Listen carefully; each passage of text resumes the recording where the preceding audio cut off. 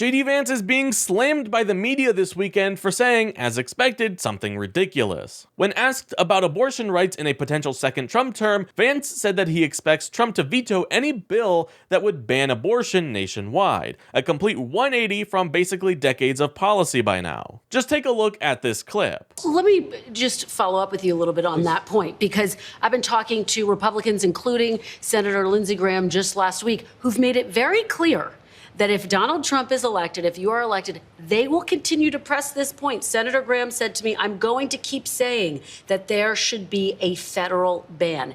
If such a piece of legislation landed on Donald Trump's desk, would he veto it? Well, I think it'd be very clear he would not support it. I mean, he said that explicitly. Yeah, I mean, if you're not supporting it as the President of the United States, you fundamentally have to veto it. So he would veto a federal abortion ban? I think he would. He said that explicitly, that he would.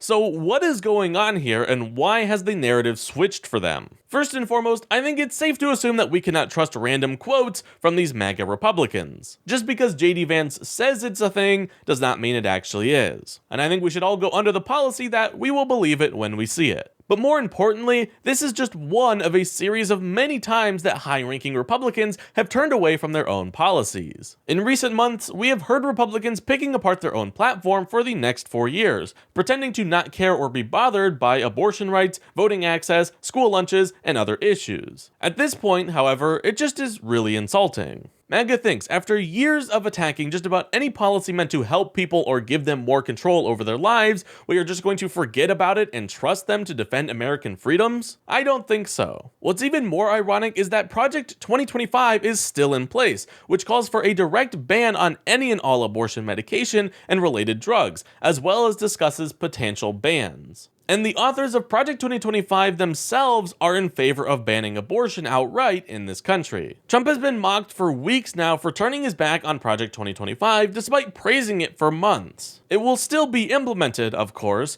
but he continues to pretend like he doesn't know anything about it at all. With this, I don't know what the hell it is. It's Project 25. He's involved in Project, and then they read some of the things and they are extreme. I mean, they're seriously extreme. When, of course, he knows all about it. Our country is going to hell.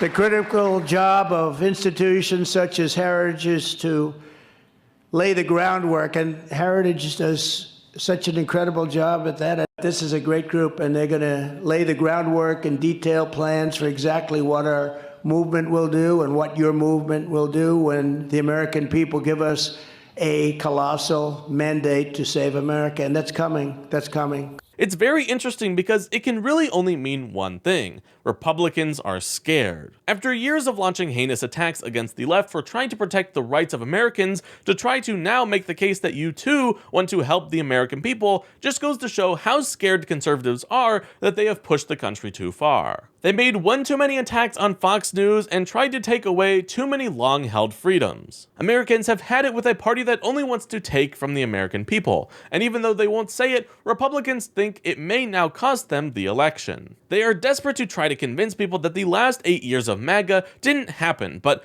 don't worry, Americans will not forget.